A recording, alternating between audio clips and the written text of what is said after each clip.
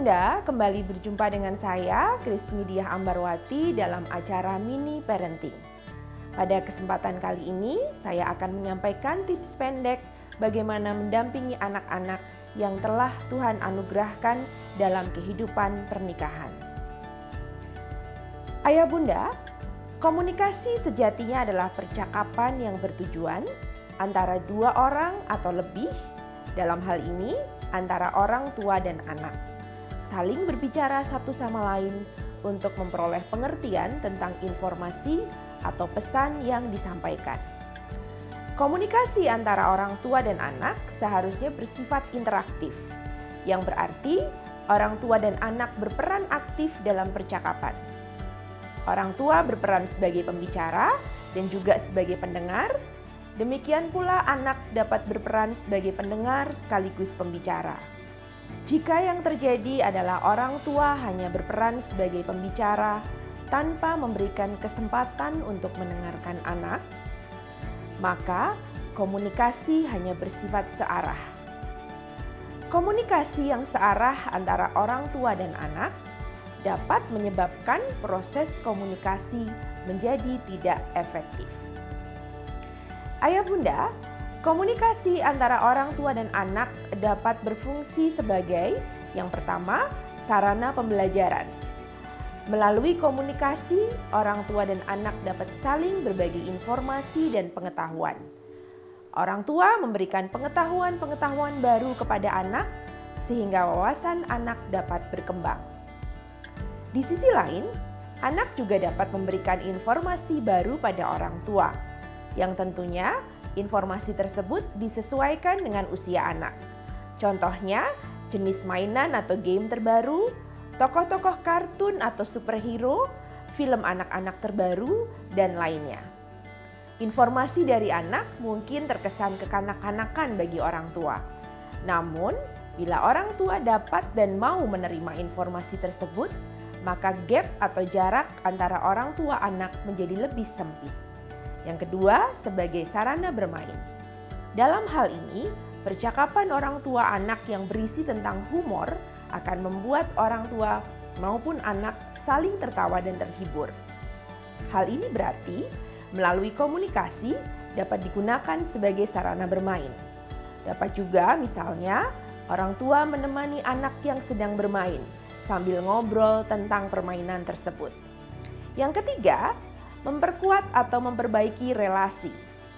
Komunikasi yang dilakukan secara rutin dan mendalam akan membuat hubungan orang tua anak menjadi lebih dekat serta lebih baik. Keempat, memberikan pertolongan atau bantuan atau dukungan. Melalui komunikasi, orang tua maupun anak dapat saling meminta bantuan. Misalnya, ketika anak berkata, "Mama, tadi di sekolah ada anak yang nyubitin aku." Pesan tersebut diartikan bahwa anak membutuhkan dukungan untuk meredakan perasaan cemas, takut, ataupun tidak nyaman karena ada teman yang mencubit dia. Agar komunikasi antara orang tua dan anak dapat efektif, orang tua dapat melakukan hal-hal berikut ini. Antara lain yang pertama, mendengarkan secara aktif. Orang tua tidak hanya sekedar mendengarkan hal-hal yang dibicarakan oleh anak, namun berusaha memahami isi pembicaraan tersebut dari sudut pandang anak. Dalam hal ini, orang tua dapat menjadi teman bicara yang sejajar bagi anak. Yang kedua, memberikan umpan balik atau tanggapan tentang perasaan. Orang tua menjadi teman bicara yang sejajar bagi anak juga dapat dilakukan dengan memberikan tanggapan atas pembicaraan anak yang dapat mencerminkan perasaan anak. Contohnya, "Mama, aku gak mau berenang. Kalau masuk ke air, gimana kalau gak keluar-keluar lagi?" Kalimat anak tersebut sebenarnya menunjukkan bahwa ia takut berenang. Sebaiknya, orang tua berusaha untuk memahami ketakutan tersebut dengan memberikan kalimat tanggapan seperti berikut ini. "Oh, adik takut ya masuk ke kolam itu." Cara yang ketiga adalah dengan memberikan pesan saya atau I message. Untuk perilaku anak yang membuat orang tua tidak nyaman, sebaiknya orang tua memberikan tanggapan kepada anak terkait dengan perasaan orang tua. Seringkali hal-hal yang dibicarakan orang tua ke anak lebih mengarah kepada pesan kamu. Contohnya, kamu memang nakal. Kenapa sih kamu tidak bisa? Kamu seharusnya tahu, dan lainnya. Daripada menggunakan gaya komunikasi pesan kamu, sebaiknya orang tua mengatakan kepada anak bagaimana tingkah laku anak yang tidak dapat diterima itu membuat orang tuanya merasakan sesuatu yang tidak nyaman. Gaya komunikasi ini disebut dengan pesan aku atau I message. Contoh pesan aku misalnya, "Ayah tidak ingin bermain, Nak, karena ayah lelah." "Duh, Bunda jadi tidak bisa masak kalau dari tadi Bunda menghindari barang-barang yang berserakan ini." Dan kalimat lainnya. Gaya komunikasi pesan aku atau I message dapat efektif karena yang pertama, pesan itu tidak mengundang pertentangan atau pemberontakan dari anak. Yang kedua, dengan I message, tanggung jawab untuk mengubah tingkah laku diletakkan pada diri anak, sehingga orang tua membantu anak bertumbuh dan bertanggung jawab atas perilakunya sendiri. Yang ketiga, dapat mendorong anak untuk bersikap jujur dalam mengekspresikan perasaannya, karena orang tua terlebih dahulu memberikan contoh berkata-kata jujur.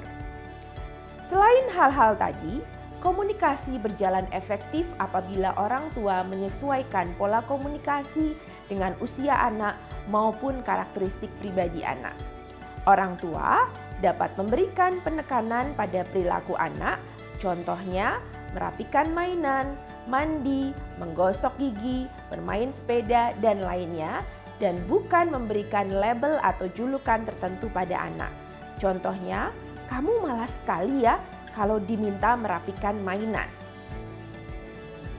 Ayah bunda, dalam berkomunikasi dengan anak, ternyata ada beberapa perilaku orang tua yang justru dapat menjadi faktor penghambat dalam proses komunikasi.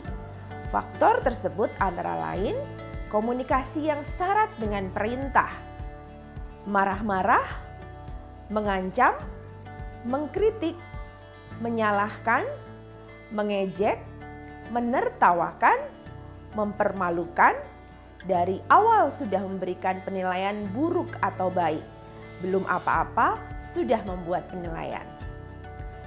Supaya komunikasi ayah bunda dengan Ananda tercinta semakin efektif, berikut adalah beberapa tips komunikasi yang dapat diterapkan dalam hidup sehari-hari, yaitu sediakan waktu secara individual bagi tiap-tiap anak, tekankan pada pengalaman sehari-hari seperti apa yang dilakukan atau dikerjakan di sekolah maupun di luar sekolah, tidak hanya menanyakan PR, angka ulangan, atau kewajiban anak lainnya. Sediakan waktu untuk ngobrol atau diskusi dengan anak mengenai dirinya, apa yang sudah dicapai, apa yang diinginkan, apa yang dirasakannya sebagai kelemahannya, apa yang ingin dilakukan. Dari komunikasi dengan anak, temukan kekuatan anak dan kembangkan bersama. Tunjukkan antusiasme orang tua pada apa yang menjadi minat anak. Tanamkan tanggung jawab anak dengan mengizinkan anak untuk memilih, turut memberikan masukan dalam keputusan keluarga, tugas rumah tangga, dan lainnya. Kembangkan kepekaan orang tua untuk menangkap perasaan anak dari apa yang diungkapkan. Komunikasikan harapan orang tua yang masuk akal dan beri anak keberanian untuk melakukan tugas baru. Hindari memaksa atau mengejek anak. Biasakan memuji anak atas usaha yang telah atau sedang dilakukan, bukan atas hasil yang telah dicapai. Turut rasakan kegairahan anak atau semangat anak saat ia menampilkan usahanya. Ayah bunda, berkomunikasi dengan anak-anak tercinta hendaknya menjadi suatu kebutuhan bagi orang tua dan anak. Dan kebutuhan sebaiknya dapat dipenuhi setiap hari. Oleh karena itu, ayah bunda dapat membiasakan diri untuk berkomunikasi secara lebih efektif kepada anak-anak tercinta sehingga dapat tercipta relasi yang hangat dan penuh kasih sayang. Sebagai penutup, bila ayah bunda membutuhkan ide tentang aktivitas bersama dengan anak, silahkan lihat acara Geku Giku di kanal YouTube YKB GKI TV.